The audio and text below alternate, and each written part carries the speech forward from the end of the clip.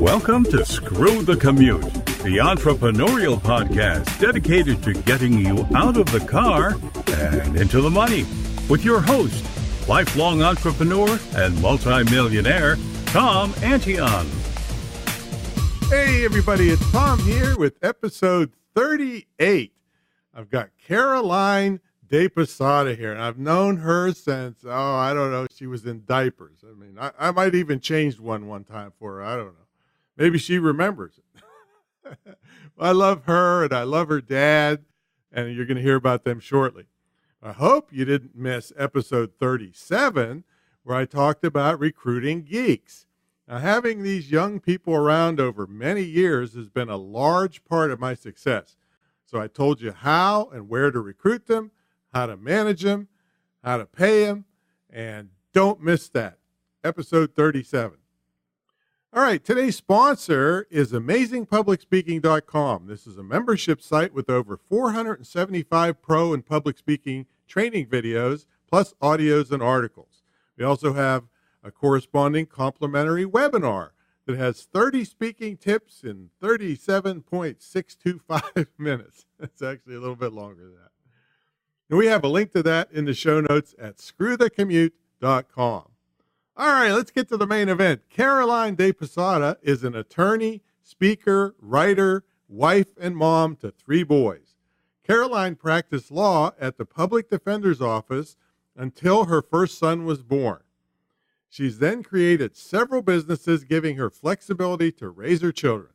Caroline inspires parents to be there even when they're not there. Caroline, are you ready to screw? The commute. I don't want Mr. Rodriguez coming after me. And you got 3 boys already. You should be done with that. So I'm done. So tell everybody about what you do. Well, before I tell you, Tom, I don't know if you can hear in the background, but there's a major thunderstorm going on here in Miami. And I have to tell you, I speak on how to be there even when you're not. And that includes talking about my dad, who passed away a couple of years ago. And I have this joke that not a joke. Well, maybe he's sending us a message. Well, that's what I was going to tell you. I have this way of communicating to my children that he's with us because he died during a thunderstorm. Oh. And every time there's thunder, I tell my children, go say hi to Papa. So I think now he's just making his presence and letting you know, Tom, that he's around. Yeah, and he's saying hi to me, which I haven't talked to him for a long time. So that's great. Yeah. So forgive the noise, but that's just my dad hanging out. All right. That's good. So tell us what you do. Okay. So, right now I've dedicated my last couple of years to speaking and writing about how to be there even when you're not. And that's a topic on building relationships with your kids. And it could apply to anyone. It could apply in business. But really, it's based from the relationship that I had with my father, because he was traveling the world. He was a motivational speaker. He was writing books, and he was divorced from my mom since the age of 2. And he managed to stay extremely present in my life throughout my whole entire life. And I talk about how you can do that, even though you are pursuing your passions and following your dreams and working, and making a living. So he got married at 2 years old. That's pretty good. No, he got divorced when he was 2 when years you were old. 2. When I was 2 years old. So who were you living with? I was living with my mom. Living with your mom, and your dad kept in touch with you. He did. He was all over the place. He was probably on a plane 80% of the time in a different country or state. And I didn't get to see him face to face very often, but I spoke to him every day of my life until he died. Oh my goodness, that is wonderful. And he was bilingual, right? So he was in lots of Latin countries. Absolutely. Countries. Yeah, he was bilingual. So he used to give speeches and do consulting in Spanish and in English, as am I.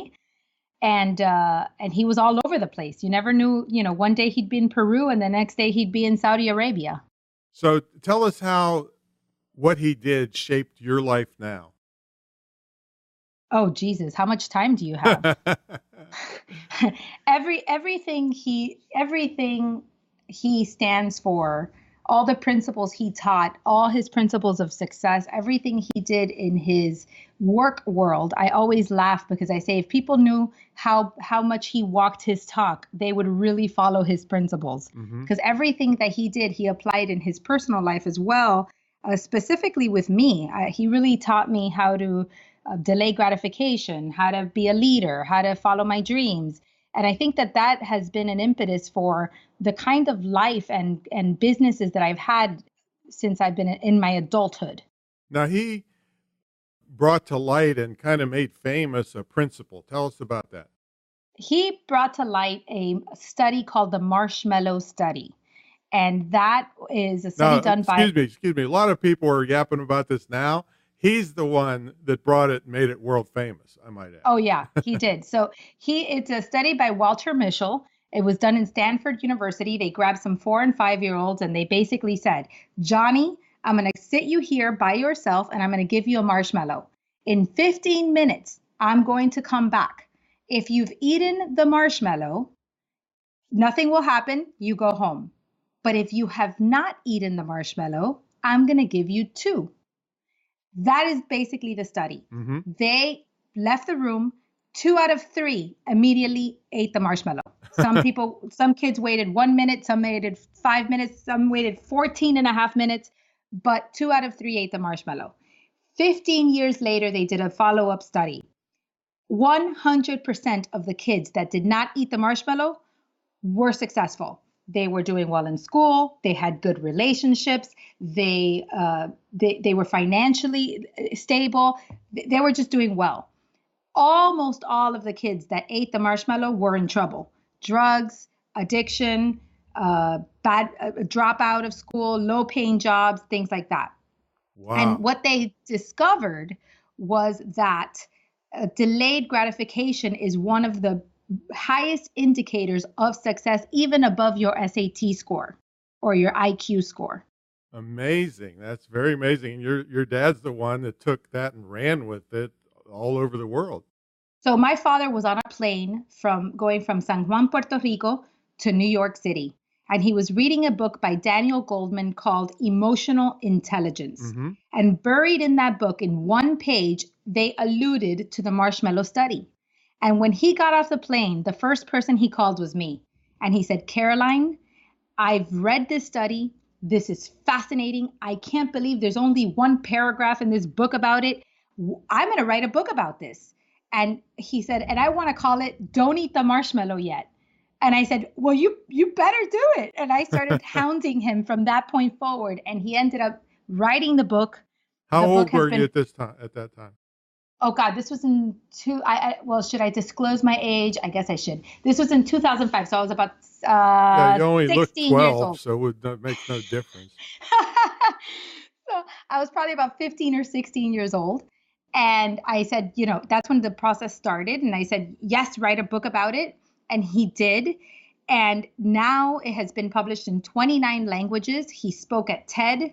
It sold over 4 million copies. The real TED. Not the TEDx stuff. Not the TEDx. Right. And it sold over 4 million copies. So that has been an incredible journey. And it all started from one idea that he had on a plane ride where he had the idea and he executed on it. That's great. Now, you have done the same thing in that now you're doing great stuff, but you had to delay the gratification of being your own boss to go be a lawyer for a while and suffer through that.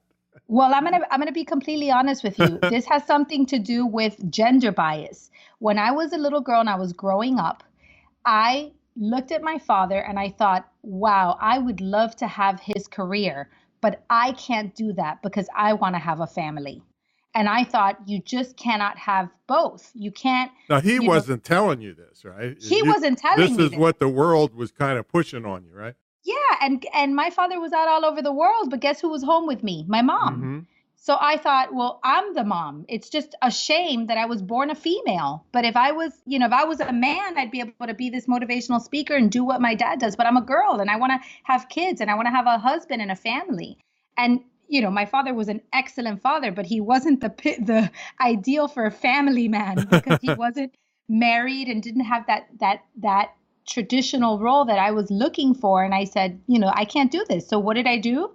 I looked for a profession that would be high paying, stable, and let me be home with my kids, which I thought at the time was becoming a lawyer. Mm-hmm. And that's what I did. I became a lawyer. Yeah, that's for sure. And how long did you practice?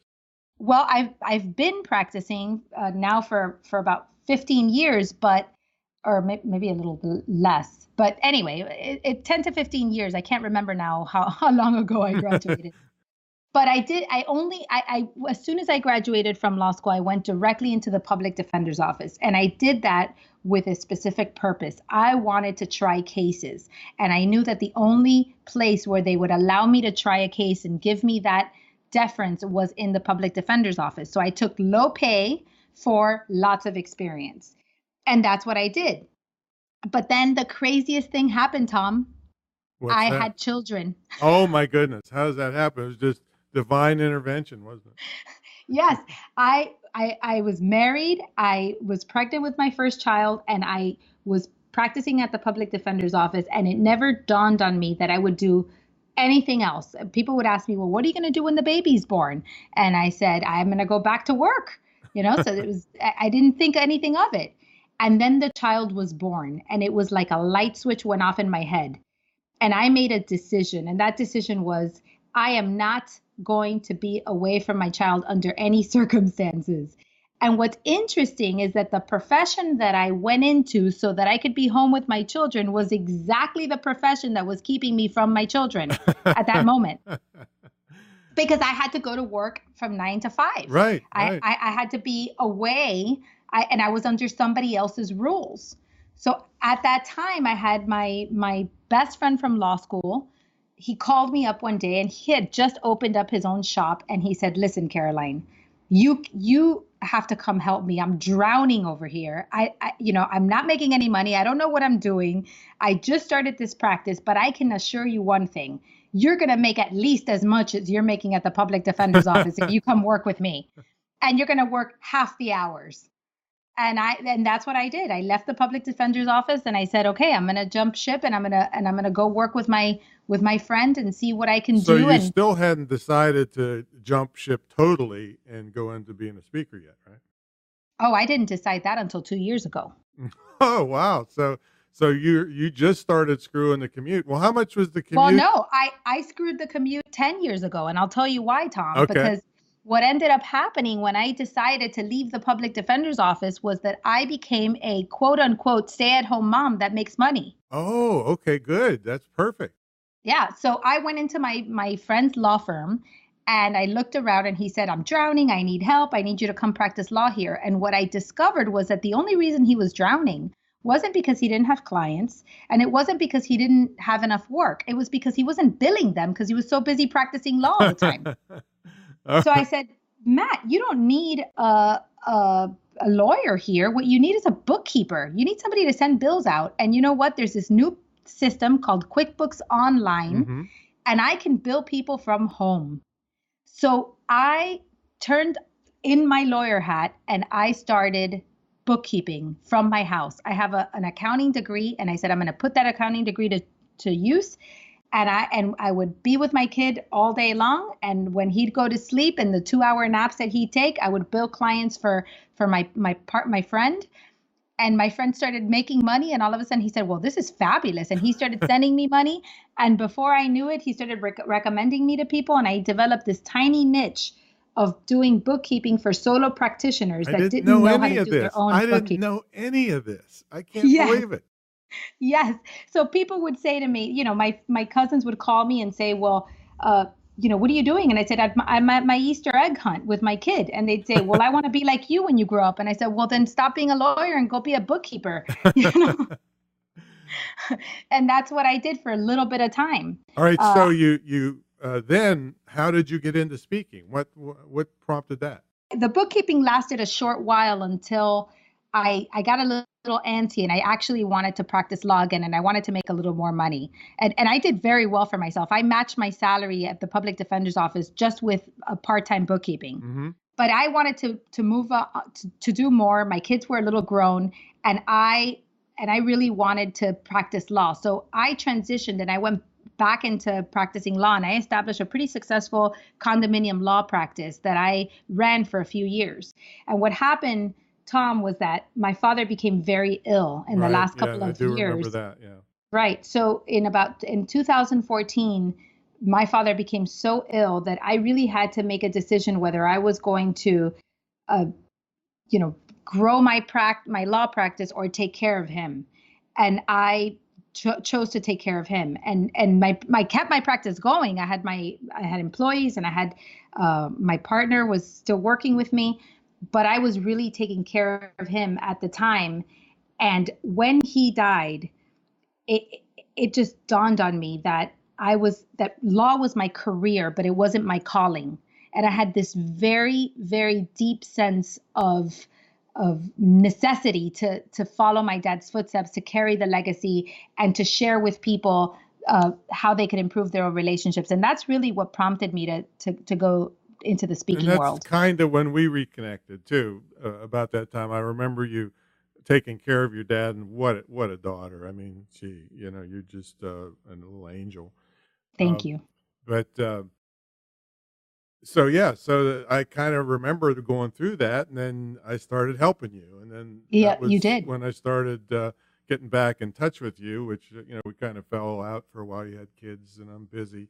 What would you say to anybody else that's out there thinking, you know what, I got bigger things in life I want to do rather than sit in a cubicle the rest of my life? What are some advice you would give them? I would tell them to go for it. My husband hated being a lawyer. He's also a lawyer, and he hated being a lawyer, and for years and years and years. And one day he came home and he was working for someone, and he said, you know what, I want to start my own business. I want, and he wanted to start his own law firm. I want to go out on my own. And all this time we thought he hated being a lawyer, and he didn't hate being a lawyer. What he hated was working for someone else. Okay. So now he runs his own law firm and works his own hours, does things on his own terms, and has quadrupled his income. I have done the same in a different line of work. I've actually changed careers, and I've decided to do speaking and writing, but I've done so because I know that I have to follow my passion. So here's the thing. When you're starting a new business, you have to be cautious, right? Because you don't want to jump and hope that the net catches you. You need to be smart.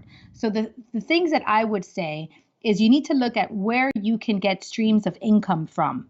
You need to look at the surrounding factors. Are you married? Do you have support from your spouse from a financial aspect?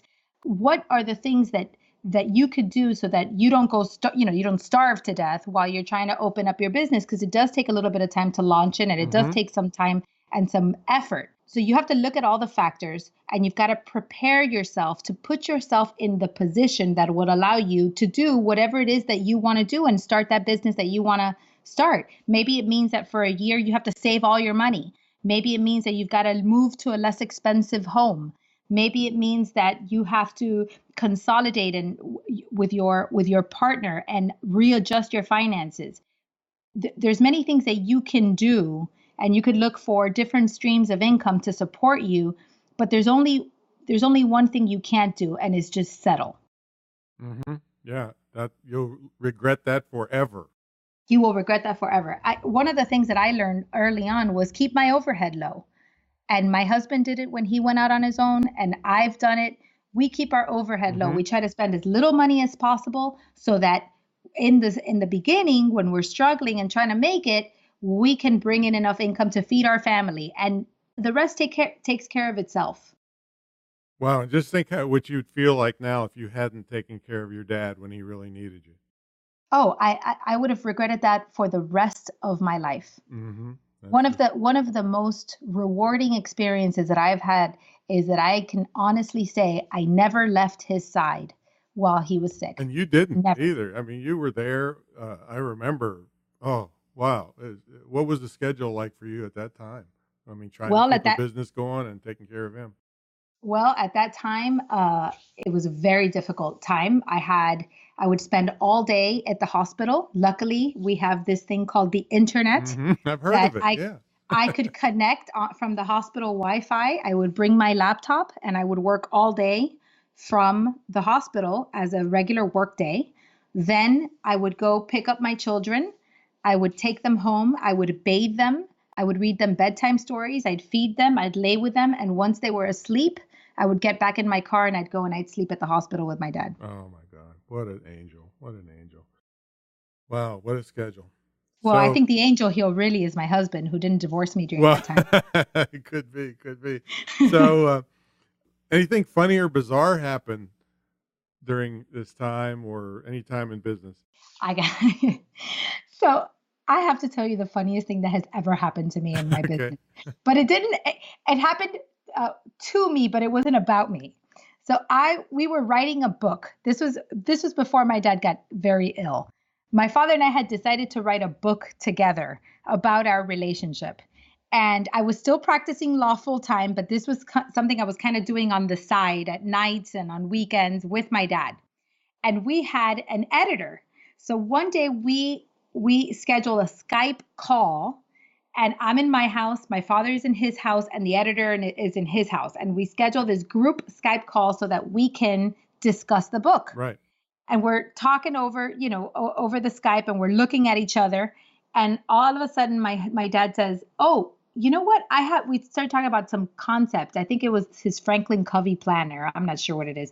And he says, "Oh, I've got my Franklin Covey planners right here. Let me show you." And he stands up to turn around and grab the Franklin Covey planner. And he was in his tidy whities. And now, and our editor starts going, "Oh, Joaquin, make it stop." Was that a man or a woman? It was a man. Oh, Thank God. And we're not, and it was, and all I could think about that's was, your dad. That reminds me of him. yeah. And you know how you say, "Oh, when screw the commute, you Yeah. can be working and making money in your underwear." But that literally happened to my father. He was working in his underwear and he forgot. Oh my God. And by the way, I don't think we've mentioned his name. It's Joaquim. How do you spell it? Joachim, right? Yes, correct. M is in Mary. Right. Joaquim, yeah. So, Joaquin dePosada. yes, that's right. With a small D in the day part, because Yeah. I messed that up one time. So, how have you ever been screwed over in business? Well, screwed over is a harsh word Yeah, because I just said I've it. been, yeah, I've been very careful as to who I work with. And Not that careful because you work with me. well, that's true. I'm starting to reevaluate my decisions here. So I was partners with this one person who I've been with forever, and we've had real estate companies together. We've built our law firm together. We've just exchanged hundreds of thousands of dollars in between each other, and we have never once had a problem. But the one thing the one problem I did encounter was when and it was when my father was sick. I had a person I was working with, and I had given him partnership status in the firm because I had already decided that I could not do the work. I had to be home with my father. So I had given him a lot of leeway and incentives in order for him to take over the firm. And 3 weeks before my dad died, he quit.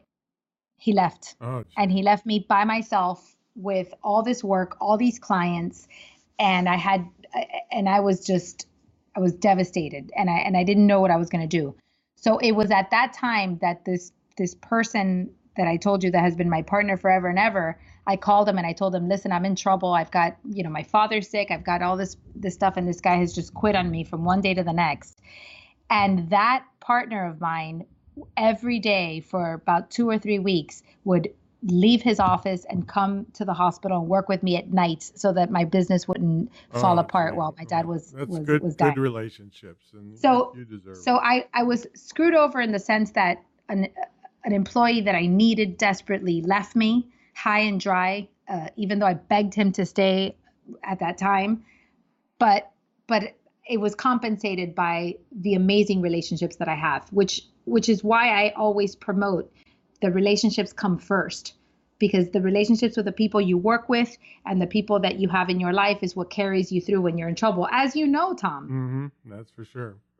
So what do you like the best about working for yourself, and what's the worst thing about working? The best thing about working for myself is the flexibility, right? So yeah, half the time I call you, you're picking the kids up from school. You're doing this, you're doing that. That's right. I control my life. If I want to make more money and I want to travel more and I want to do more, I have control over that.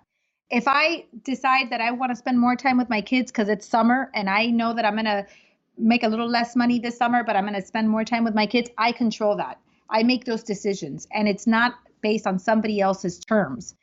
And I think that for me has been the key in my work. And I see it in my husband too. My husband works like crazy, but he can pick up his kids at 2:00 in the afternoon and take them to play golf if he wants to. You know, he can take vacations. He has the flexibility to do things on his own terms. And that has allowed us to have the kind of family that we want to have.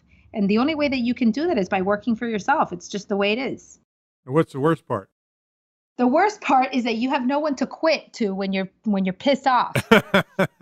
Like, you can't pass it down the line like the three. You can't resign. Yeah. I mean, you just can't turn and say, look, you know what? I can't stand this work anymore. This sucks, and I'm gonna quit. No, because you happen to be the boss. In every business, there's a shit sandwich, and we all know it.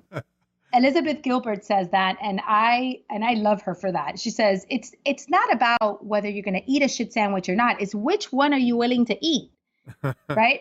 Because you're always going to have things you don't like in business. There's always going to be something about your business that you don't want to do. And it's not all glamorous. It's not all wonderful. You're not always on a big stage. You're not always selling books. Sometimes there's grind and it sucks, and you've got to grind through it. And when that's the problem, you can't blame anyone else, and you can't pass it on to anyone else. It's all on you, babe. That's for sure. So tell people about your websites and blogs and how they would reach you. Oh, okay. So my website is dePosada.com, and I have a blog on there. I used to have a blog called Pile on the Greens, but I'm now exclusively writing on dePosada.com because I am so committed to this concept of be there even when you're not. And even though Pile on the Greens was a lifestyle blog and it was about eating healthy and relationships and parenting, I still write about all those things, but I write about them on my own blog on dePosada.com, and I inspire people to create, build, and maintain meaningful relationships with their kids. I also have a book coming out soon. Yay. Hopefully. Yeah. I mean, hopefully. Which I'm very excited about.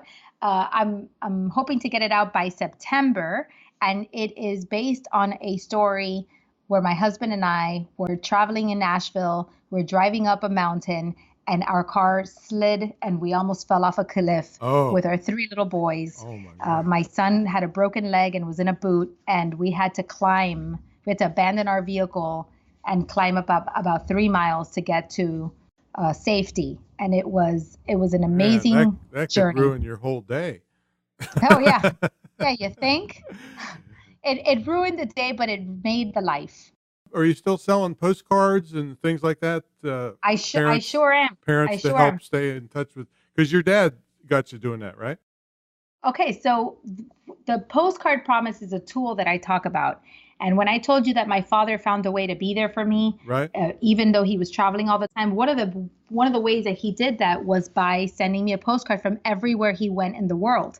In fact, the first postcard that he ever sent me, and I have it, was on December 13th, 1979. Wow. And I was born on December 8th, 1979. So when I was 5 days old, I received my first postcard from my father. And he sent me postcards from all over the world. This is really amazing. I have to stop here for a second, because most people that are that far removed and not even there for their child's birth, or I don't know if he was or not, but no, he was there for my child's birth, but was on a plane probably 2 days later. Exactly right. Would never be in touch this close or have this kind of relationship with their kids. I mean, they could if they did what you tell them, but you don't see it very often, put it that way. That's right. And a lot of times they don't do it because they feel guilty or shamed that they're not there. So they rather run away from the problem than actually confront it. My father embraced that he couldn't be there in one way, and he found a way to be there in a different way. So you have these postcards that people can buy, right? Right. So now in my speeches, I offer postcards to the audience members so that they can start today writing postcards. And I'll tell you the difference between sending a postcard and a text message and an email or anything like that. 35 years of postcards I have in a little box. And every time now that my father's has been gone for 3 years, every time I want to read something or I need a message from him, I open that box and I pull out a postcard.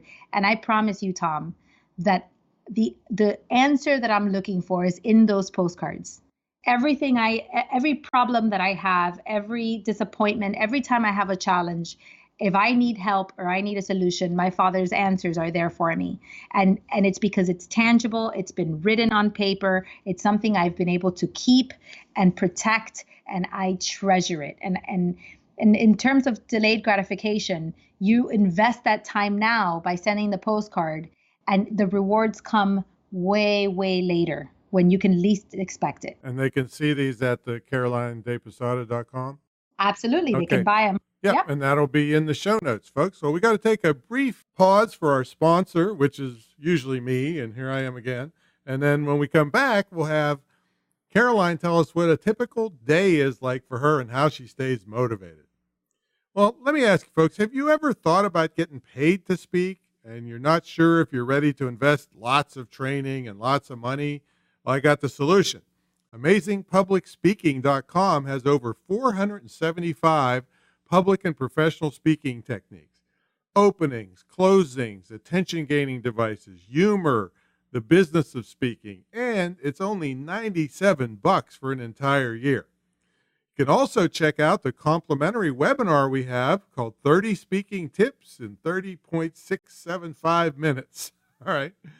And all this will be in the show notes at screwthecommute.com, along with, this is episode 38, by the way. You'll see all of Caroline's stuff. So, Caroline, tell us what a typical day is like for you.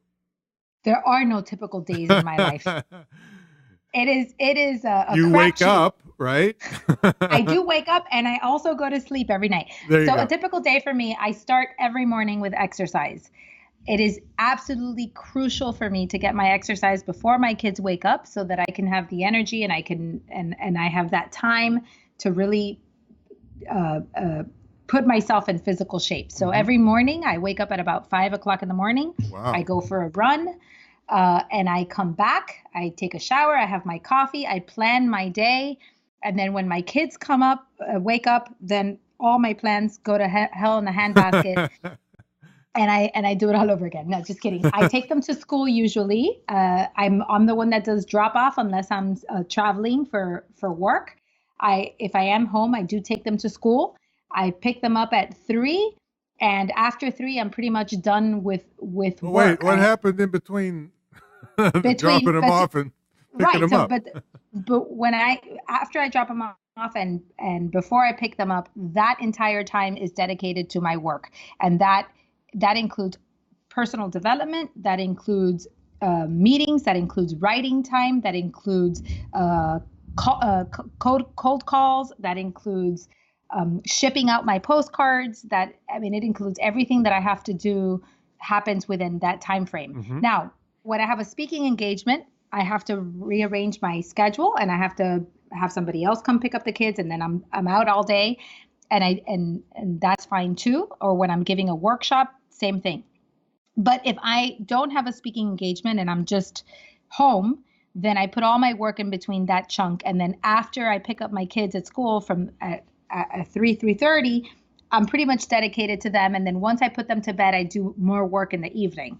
Now, I'll tell you that one of my saving graces has been that I've learned this concept of time chunking. What I do is that I have designated days for things. So I still 1 day a week go to my office to do law firm things and managerial stuff because, like I told you before, I'm big in having different streams of income. So I have several businesses that I run. It's not just the speaking and the writing.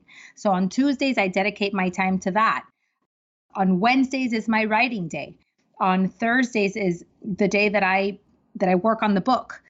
On Mondays is the day that I get all my miscellaneous work things done, that, all those to-dos, that grind that everybody hates, but we all have to do. So I do a lot of time chunking, and that's made me very successful. And obviously that I have to rearrange whenever I have a speaking event, but that's fine. That's part of the process. And that's what my typical life looks like. How do you stay motivated doing that all the time? Well, I invest a lot into personal development. So I'm always reading. I'm always listening to podcasts. I keep you on speed dial. That's right, you do. I do. And it is people like you, Tom, that keep me motivated. It is knowing that I have a good support system. I invest in myself. I read, I listen, I do Audible, I run, I invest in myself, and that keeps me motivated always. So when I'm down, I look to my resources. Well, and you certainly do, and I'm always thrilled to hear from you and see your Facebook lives from a big event that you just did, and everybody's going crazy over you. And it's just, I'm just thrilled to have seen you in diapers, and now I see you with 3 kids and speaking on stage. I don't think I really saw you in diapers. You were probably You didn't see me in diapers. 9 you just or 10 loved or it. something. You love to make that up. But yes, I have been privileged to have known you since I was young. Well, folks, you have gotten some great information and some great inspiration from a young woman who is doing it all. She's living the life. She's fulfilling her dreams of having a family, and still she's not held back by that gender bias anymore because she learned her lesson. And hopefully, I think people out there should have their daughters listen to this episode. Again, this is episode 38, to let their female children know they can do anything they darn well please. That's the way the world works now. So Thank you so much, Caroline. I appreciate it so much. I can't wait to hear about your next speaking engagement and your book. So check out everything at CarolineDePosada.com. That's in the show notes. And this has been episode 38. Our next episode is 39 with the brilliant community building strategist, Warren Carlisle. What a mind this guy has. I wish I could clone it. All right, everybody. I'll catch you next time.